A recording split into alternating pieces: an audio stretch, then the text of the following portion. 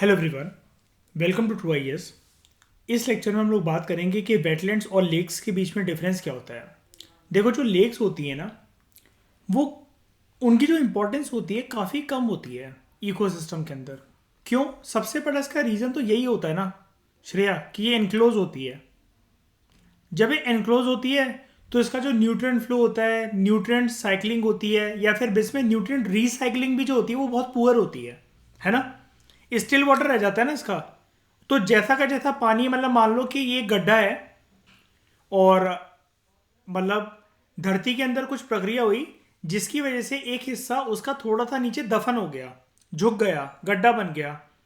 बहुत महीनों और सालों की बारिश के बाद वहां पर पानी स्टोर हुआ। वो शुरू शुरू में हो सकता है फ्रेश वाटर हो सकता है फ्रेश वाटर हो या क्लियर वाटर हो, टर्बिडिटी ना हो।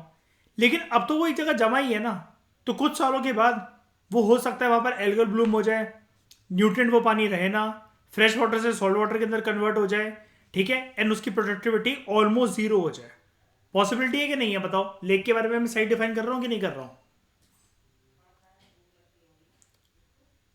होता है ना, ठीक है। तो देखो, मैं ये कह रहा था, जो लेक है ना वो चारों तरफ से एनक्लोज होती है, तो उसके अंदर जो प्रोडक्टिविटी होती है श्रेया, तो वो तो वैसे ही कम होगी। वो इसलिए कम होगी, किसी भी जियोमॉर्फिक एक्टिविटी की वजह से। मान लो इसमें कि धरती पे कोई प्रक्रिया हुई है जिसकी वजह से गड्ढा वगैरह क्रिएट हो गया, उसके अंदर पानी भर गया है, वो लेक तो बन गई है। शुरू शुरू में हो सकता है वो फ्रेश वाटर लेक हो, लेकिन बाद में उसकी प्रोडक्टिविटी जीरो भी तो हो सकती है, क्योंकि वो तो एनक्लोज है ना। कॉन्टिन्यूस फ्लो तो हो ही नहीं रहा, करंट है ही नहीं वहां पर, वाटर करंट तो है ही नहीं। एंड एक टाइम के बाद वो फ्रेश वाटर से हो सकता है सलीन वाटर हो, सलीन वाटर से होते होते हो सकता है उसके अंदर एल्गल ब्लूम हो जाए। और क्योंकि पानी बह नहीं रहा तो कुछ भी हो सकता है उसके अंदर, वो सड़ जाएगा पानी कुछ टाइम के बाद। बताओ, सही कह रहा हूँ कि गलत कह रहा हूँ? ये कह रहा था, ये वाला पॉइंट था मेरा। अब सबको समझ में आया अच्छे से? तो लेक्स जो हैं वो काफ़ी कम, उनकी इंपॉर्टेंस काफ़ी कम होती है एज कम्पेयर टू वेटलैंड। यानी कि राइटर ने हमें एक चीज़ क्या क्लियर कर दी, जब भी हमें बेट खेलनी हो लेक और वेटलैंड की प्रोडक्टिविटी के बीच में, हम लोग किस पे जुआ जुआ खेले? किसकी प्रोडक्टिविटी पे? वेटलैंड। वो तो हमें देखो इसमें नाम से भी पता है, लेकिन अगर ये मेंस ओरिएंटेड क्वेश्चन आ गया तो फिर प्रूव करना डिफिकल्ट होगा ना। प्रीलिम्स में तो कोई भी मार्क कर देगा इसको, है ना।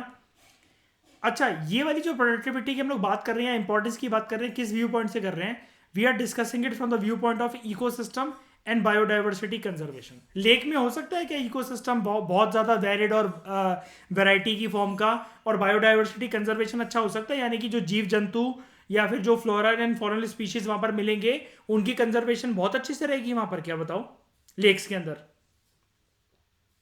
नहीं ना। उसके बाद देखो, वैसे तो राइटर कह रहा है कि कोई क्रिस्टल क्लियर डिस्टिंक्शन होती नहीं है प्रदन्या लेक्स और वेटलैंड के बीच में। लेकिन फिर भी जो वेटलैंड होते हैं ना, याद रखना, वो शैलो वाटर बॉडी की ही वो होते हैं, इकोसिस्टम होते हैं, जिनकी हमने हाइट क्या डिस्कस करी थी कितने मीटर से ज़्यादा नहीं होनी चाहिए? जल्दी बताओ। 6। 6 मैक्सिमम है। 6 मैक्सिमम है। जबकि जो लेक है वो डीप भी हो सकती है, वो शैलो भी हो सकती है। लेक बस कहीं पर भी सुना, इसका मतलब ये नहीं शरिया कि कहीं पर भी छलांग मार दी, ठीक है, सावधानी बरतें, मृत्यु भी हो सकती है, ठीक है। नेशनल लेक कंजर्वेशन प्रोग्राम, एनएलसीपी, ये प्रोग्राम के अंदर लेक की एक डेफिनेशन बताई गई है। उसके बेसिस पर हम लोग लेक और वेटलैंड के बीच में डिफरेंशिएट करते हैं। एनएलसीपी, नेशनल लेक कंजर्वेशन प्रोग्राम का यह मानना है कि लेक एक ऐसा वाटर बॉडी है जिसका पानी स्टैंडिंग वाटर है, मूव नहीं कर रहा, करेंट्स नहीं है क्योंकि चारों तरफ से एनक्लोज है। उसकी एक मिनिमम डेप्थ होती है 3 मीटर की, मतलब मिनिमम 3 मीटर की डेप्थ तो मिलेगी। And it generally covers a water spread, मतलब जहां तक वो फैला हुआ है ना, जैसे मतलब मान लो ये लेक है, डेप्थ में तो 3 मीटर हुआ मिनिमम, 3 मीटर्स। वाटर स्प्रेड का मतलब है कहां तक ये फैला होगा, कहां तक, कितना बड़ा रीजन में। तो वो 10 हेक्टर से ज्यादा होना चाहिए हिस्सा। और वहां पर या तो ऑलमोस्ट मिसिंग हो एक्वेटिक वेजिटेशन, या अगर हो भी तो बहुत कम हो, यानी कि फाइटोप्लैंक्टन्स या फिर जो मरीन प्लांट्स हैं वो या तो मिसिंग ही हो या फिर बहुत कम तादाद में हो। मुझे मुझे एक बात जाननी है आप लोगों से, 10 हेक्टेयर से कम में मान लो कि 3 मीटर की गहराई जो है वो मिनिमम ये तो मिल गई श्रेया में, लेकिन प्रधन्य 10 हेक्टर से कम में अगर उसकी कवरेज हुई इस पानी के जगह की, तो हम क्या बोलेंगे उसको? कह रहा है लेक के लिए 10 हेक्टर से ज्यादा की वो एरिया होना चाहिए, अगर इससे कम हुई तो क्या बोलेंगे? क्या?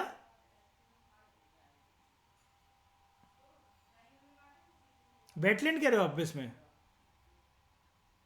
Very good, pond. यही डेफिनेशन होती है पॉन्ड की। जैसे वो याद है, इसमें जरा श्रेया को बताओ, प्रदन्या को बताओ, हिल और माउंटेन के बीच में क्या डिफरेंस होता है? कौन सा एक लक्ष्मण रेखा का पॉइंट होता है? कितने मीटर कंसिडर करते हैं हम उसको?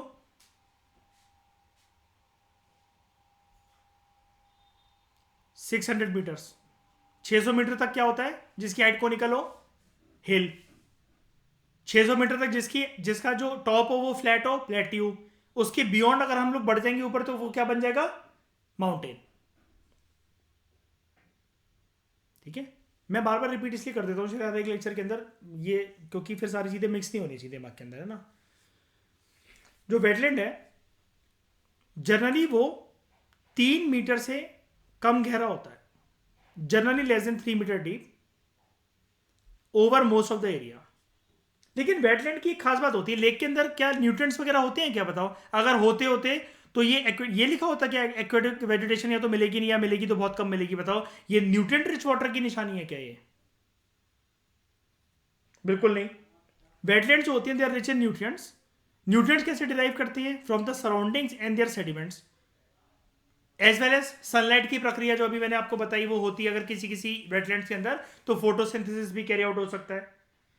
अब वेटलैंड्स क्योंकि अपने आप में न्यूट्रिएंट रिच वाटर बॉडी है, इकोसिस्टम है, तो यहाँ पर आपको अबंडेंट ग्रोथ देखने को मिलती है। एक्वेटिक जो प्लांट्स होते हैं उनको एक नाम बोला जाता है यहाँ पर, मैक्रोफाइट्स। ये आपके लिए एक नई टर्म है। क्या बोला जाता है? Aquatic macrophytes. ये एक ऐसे एक्वेटिक प्लांट होते हैं which are large enough to be seed with naked eye. इसमें यही फर्क होता है बस फाइटोप्लैंक्टन और मैक्रोफाइट्स में। फाइटोप्लैंक्टन को आप देख सकते हो क्या? सारे फाइटोप्लैंक्टन को नेकेड आई से? बताओ, जब तक उनका गुच्छा ना बन रखा हो। नहीं ना? गुच्छा बन रखा हो तब तो हमें दिख जाएगा कि काई बन रखी है या पानी के ऊपर कुछ बिछ रखा है ग्रीन ग्रीन कलर का, है ना? या कोई प्लांट की फॉर्म में तैर रहा है, तब तो चलो दिख जाएगा। लेकिन मैक्रोफाइट्स इतने बड़े पेड़ हैं, इनफ बड़े पेड़ है प्रदन्या के, वो नेकेड आई से दिख सकते हैं। ठीक है। बस जब आज आप चश्मा उतारोगे तब भागते फिरेंगे। ये सपोर्ट करते हैं हाई डेंसिटी और डाइवर्स फोना को। व्हाट इज फोना? मतलब एनिमल्स को, particularly birds, fishes and macro invertebrates, थोड़े बड़े साइज के एनिमल्स। ठीक है। एंड यहां पर बायोडाइवर्सिटी कंजर्वेशन को हाई वैल्यू दी जाती है। लेक में बल्कि इतना कोई ध्यान नहीं देता। आपने ज्यादातर क्या कोई लेक कंजर्वेशन प्रोग्राम सुने हैं क्या श्रेया? लेक रिजुवेनेशन प्रोग्राम सुने हैं क्या? नहीं ना? अगर हम किसी लेक, जो लेक है वहां पर एल्गल ब्लूम हो गया है, कितने इनिशिएटिव होते हैं इसमें जैद उसके लिए, एज कंपेयर टू कि अगर सुंदरबंस के मैनग्रूव्स को काटने की बात चले तो बताओ, होगा कि नहीं होगा? एक बड़ा एक न्यूज का मुद्दा बन जाके रह जाएगा कि नहीं रह जाएगा? बिल्कुल। उसके बाद जो ये एक्सेसिव ग्रोथ होती है मैक्रोफाइट्स की, चाहे फिर वो नीचे डूबे हो या कुछ कुछ तैर रहे हो वेटलैंड्स के अंदर, ये वाटर की क्वालिटी को एडवर्सली अफेक्ट करता है। और कभी कभार वाटर बॉडी के अंदर कितने न्यूट्रिएंट्स दूसरे ऑर्गेनिजम्स को मिलेंगे उसके साथ कभी कभार ये इंटरफेयर भी करता है। यानी कि यहां पर लड़ाइयां शुरू हो जाती है मैक्रोफाइट्स की और कुछ कुछ स्पीशीज की, किसको लेकर? न्यूट्रिएंट्स को लेकर। और क्योंकि जो वेटलैंड्स होते हैं वो एक न्यूट्रिएंट रिच वाटर बॉडी होते हैं, तो यहां पर आप क्या कह सकते हो कि ये जो मैक्रोफाइट्स होते हैं इनकी ग्रोथ काफी ज्यादा हो जाती है ना? ठीक है।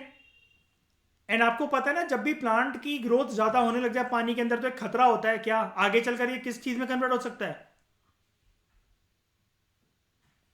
यूट्रोफिकेशन। एंड उसका एक और स्टेप, एसोसिएटेड स्टेप,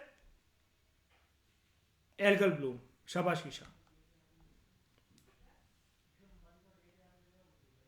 लेकिन अगर हल्की फुल्की एक्वेटिक वेजिटेशन है ना, वो तो सही समझी जाती है वेटलैंड के अंदर, क्योंकि ये हेल्प करता है इरोजन को चेक करने के लिए।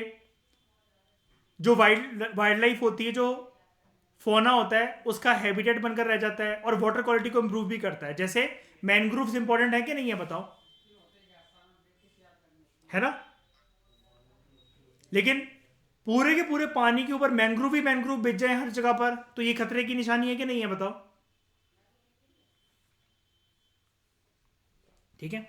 अब लेक और वेटलैंड के बीच में डिफरेंस वैसे तो आप जान ही गए हो, लेकिन एक प्रकार से अच्छी तरीके से जान लेते हैं। ओरिजन, ये लार्जेस्ट नहीं है, ये होना चाहिए कि लार्जली कहां से आए, ये वर्ड होना चाहिए लार्जली।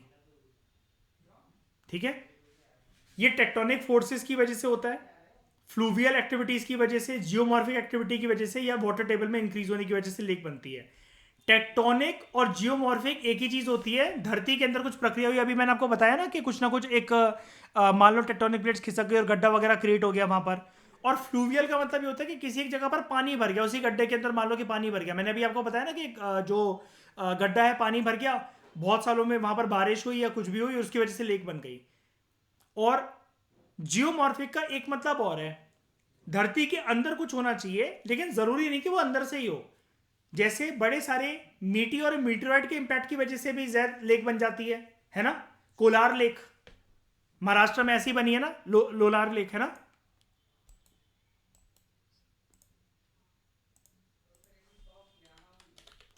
लोनार लेक, मैं कोलार कह रहा था, सॉरी गलती से बोल दिया। ये यहां पर क्या हुआ था, एक बहुत बड़ा इंपैक्ट हुआ था यहां पर। ठीक है। अर्थ के बाहर से श्रेया, जैसे पत्थर होता है ना, मीटेराइट वगैरह, वो गिरा था, धड़ाम कर इतनी जोर की गिरा कि छेद हो गया यहां पर। बहुत सालों तक बारिश वगैरह होती रही एंड ये लेक बन गई, भर गया ये गड्ढा।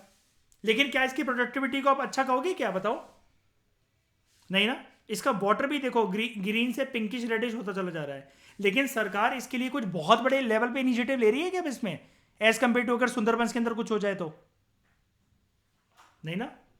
खबर आ जाती है कि पानी पिंक हो रहा है, आ जाओ सब लोग। ये चीज है।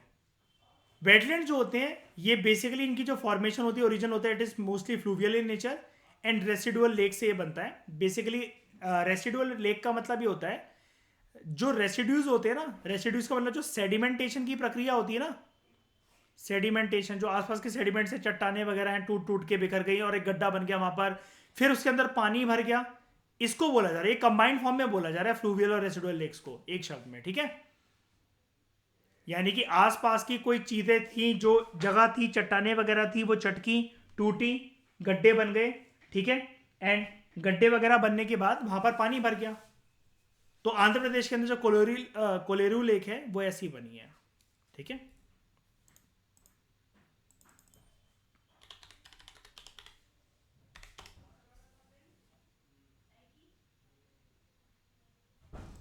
ये है इसको थोड़ा सा बड़ा करके दिखाऊं मैं आपको। ये है कोलेरू लेक।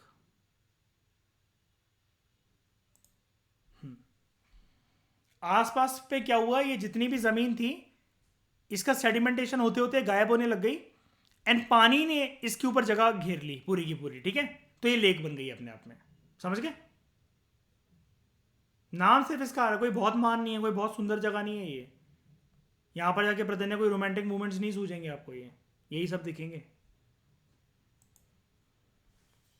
वाटर टर्नओवर, यहां पर तो परमानेंट ही रहता है, फिक्स रहता है चारों तरफ से इनक्लोज।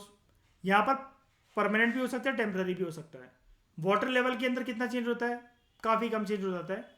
यहाँ पर वेटलैंड के अंदर लेकिन काफ़ी ज़्यादा लार्ज चेंज हो सकता है, क्योंकि हर जगह से ज़रूरी नहीं है कि एनक्लोज हो, इस वजह से। ठीक है।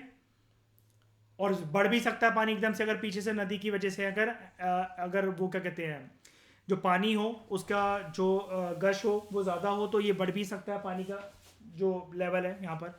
पॉसिबिलिटी है कि नहीं है इसमें, बताओ, है ना?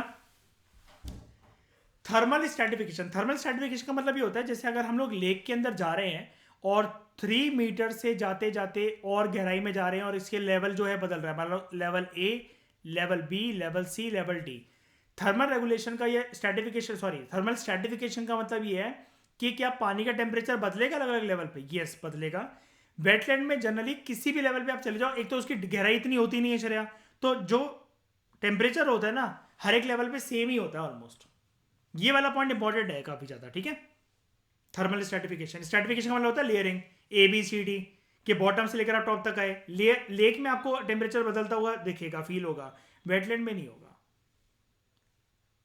वर्टिकल मिक्सिंग, अब क्योंकि ये थर्मली रेगुलेटेड है तो यस यहां पर होगा, टेम्परेचर बदलेगा। वर्टिकल मिक्सिंग मतलब यहाँ पर सिर्फ टेम्परेचर की मिक्सिंग है कि आपको अलग अलग लेवल पे अलग अलग टेम्परेचर देखने को मिलेंगे और उसके हिसाब से जो स्पीशीज वगैरह है, या स्पीशीज तो पहली बात होते ही नहीं यहाँ पर, लेकिन पानी की जो लेयरिंग है वो उसमें आपको टेम्परेचर बदलते हुए दिखेगा पूरा का पूरा यहाँ पर। And it is usually regulated by wind. हवा यहाँ पर एक ही प्रकार के टेम्परेचर को मेंटेन करने में मदद करती है, और वो इसलिए भी कर पाती है क्योंकि गहराई ज़्यादा नहीं है इसकी। यहाँ पर जो डोमिनेंट प्रोड्यूसर होते हैं दे आर फाइटोप्लैंक्टन। यहाँ पर होते हैं बड़े, हाँ बताओ बताओ। वर्टिकल मिक्सिंग का मतलब बेसिकली ये है कि आप जैसे यहां से यहां तक जाओगे ना, डेप्थ में अगर जा रहे हो, तो क्या चीज बरकरार रख रही है लेक को?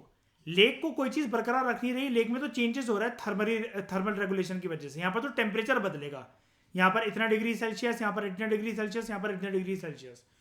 और यहां पर क्या है, जो हवा ऊपर से बह रही है ना वेटलैंड के ऊपर से, एंड नीचे जो न्यूट्रिएंट्स हैं वो बस हवा की वजह से एक इस तरीके से रेगुलेटेड है कि यहाँ पर क्या है कि न्यूट्रिएंट्स की मिक्सिंग किस प्रकार से, और ऊपर वाला पॉइंट को मिक्स कर दो, टेम्परेचर जो है वो चेंज होता नहीं है अलग अलग लेयर पे जाकर। हवा ऊपर से ठंडा रख रही है पानी को, डेप्थ इतनी है नहीं, गहराई इतनी है नहीं, तो न्यूट्रिएंट्स एक प्रॉपर तरीके से बरकरार रहते हैं हवा के फ्लो की वजह से।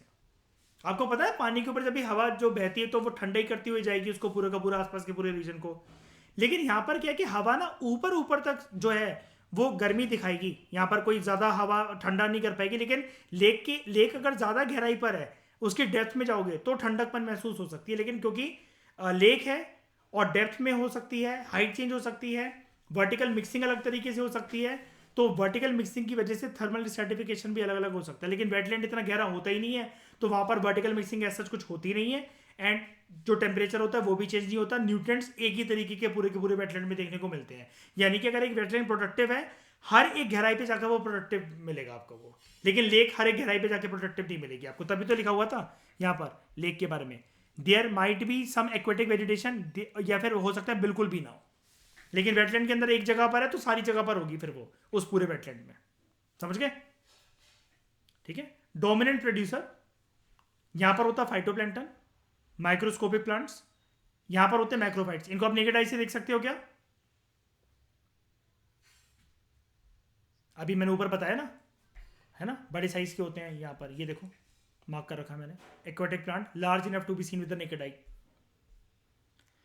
फूड चेन, इधर की फूड चेन को हम लोग कहते हैं ग्रेजिंग पाथवे, यानी कि जो जनरली आसपास के किनारे पे जो भी कुछ एनिमल्स या कुछ भी होते हैं वो लेक के आसपास जो भी वेजिटेशन वगैरह उसमें चरते हैं वो लोग। अब यहाँ पर कोई फूड चेन लेक के अंदर फॉलो होती नहीं क्योंकि स्पीशीज ही नहीं होती हैं।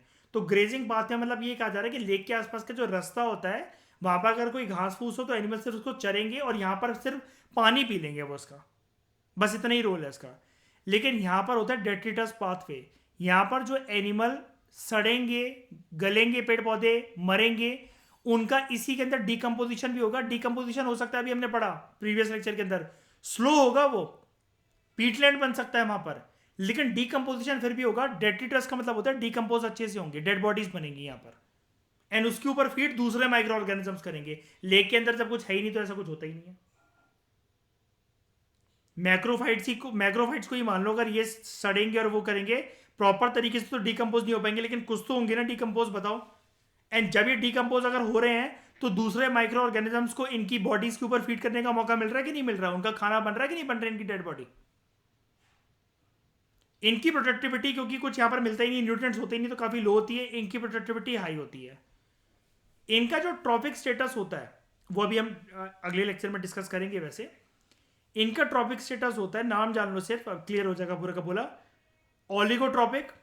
एंड इनका जो स्टेटस होता है वो होता है यूट्रॉफिक। ओलिगोट्रॉफिक का मतलब क्या होता है? ये किस प्रकार का इकोसिस्टम होता है जहां पर न्यूट्रन लेवल लो हो, टर्बिडिटी लो हो, सेडिमेंटेशन लो हो, पॉपुलेशन डेंसिटी भी लो हो और डाइवर्सिटी लो हो। देख रहे हो श्रेया, वैसे फायदा मिलना चाहिए था लो टर्बिडिटी और लो सेडिमेंटेशन की वजह से, लेकिन न्यूट्रिएंट ही नहीं है पानी के अंदर, तो अगर धूप प्रॉपर आएगी भी तो कुछ उग ही नहीं पाएगा। लेकिन यूट्रॉफिक क्या होते हैं? High nutrient level, high turbidity है माना, लेकिन न्यूट्रिएंट कंटेंट इतना अच्छा है, सेडिमेंटेशन है, मान लिया कि उसकी वजह से धुंधला धुंधला हो जाएगा पानी अंदर से, लेकिन पॉपुलेशन डेंसिटी न्यूट्रिएंट होने की वजह से हाई डाइवर्सिटी होगी यहाँ पर। एंड जो धूप है वो जब पानी के अंदर एंटर होगी और पानी के मूवमेंट की वजह से किसी ना किसी लेवल तक जाकर मैक्रोफाइट्स को जरूर सपोर्ट कर जाएगा, प्लांट जरूर होंगे यहाँ पर, लेकिन यहाँ है ही नहीं कुछ भी ऐसा। फ्लड कंट्रोल के लिए लेक कुछ भी नहीं कर सकती है, लेकिन वेटलैंड बहुत कुछ कर सकते हैं। वेस्ट ट्रीटमेंट में लेक का कोई रोल नहीं है, बल्कि लेक तो एक टाइम पे खुद एक जो है गंदा पानी में कन्वर्ट हो जाएगी, जबकि जो वेटलैंड्स हैं yes they help in the waste treatment. पानी की प्योरिफिकेशन उसके लिए रिस्पॉन्सिबल है, क्योंकि कॉन्टिन्यूसली मूव भी करते रहते हैं एंड एनक्लोज नहीं होते एक जगह पर, है ना, ये चीज़ है। तो इस डिस्कशन में दोस्तों फिलहाल इतना ही। Thank you very much for discussion.